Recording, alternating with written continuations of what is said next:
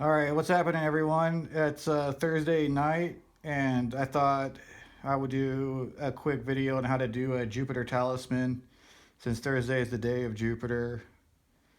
And so, ideally, you want to do, if you're going to do a planetary talisman, today's example is Jupiter, you're going to want to do it started on the day of the planet and the hour of the planet.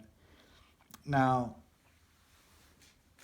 this first machine is going to be the power supply, and I'm going to use this is the planetary seal for Jupiter.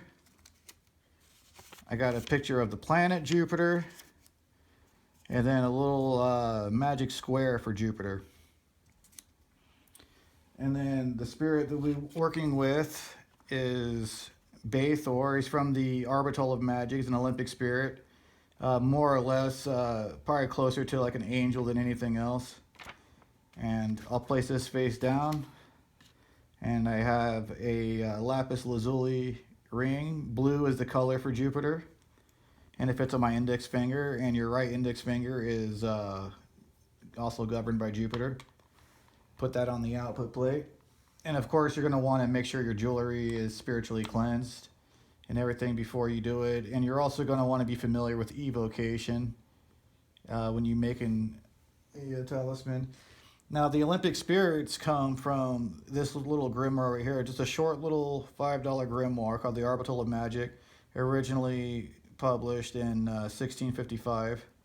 It's a Judeo-Christian grimoire, and it has the 7 planetary spirits, Olympic spirits, and this is Bethor right here.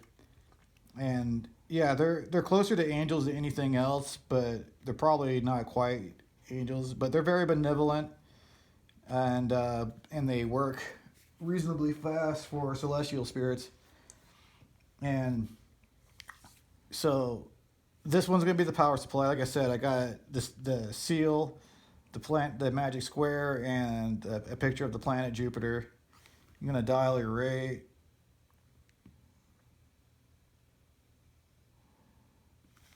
Or if you guys want to get a stick, dial rate.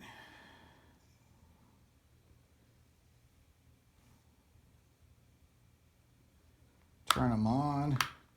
I don't actually have this one plugged in right now. I just had the one plugged in because I'm just doing a demonstration anyway. So just pretend this one's plugged in.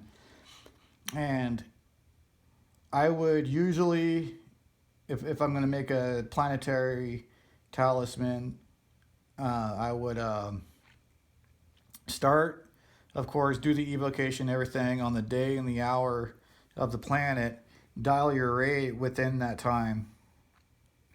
And then if you're going to let it go for a week or 2 weeks, I always stop it also on the day and hour of the planet if I'm making a talisman, and then I'll lock it in.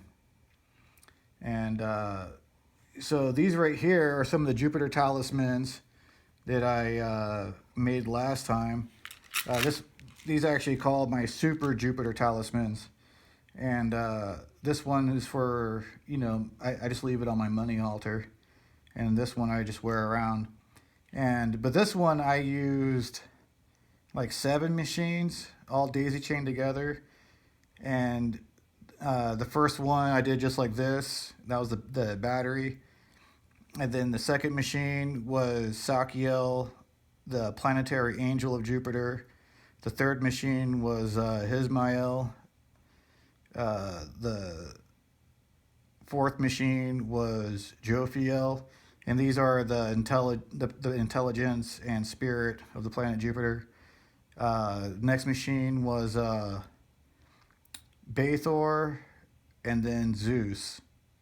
And I programmed it for about 2 weeks because I like to get a nice strong charge, make sure it's through pretty much every molecule in the item.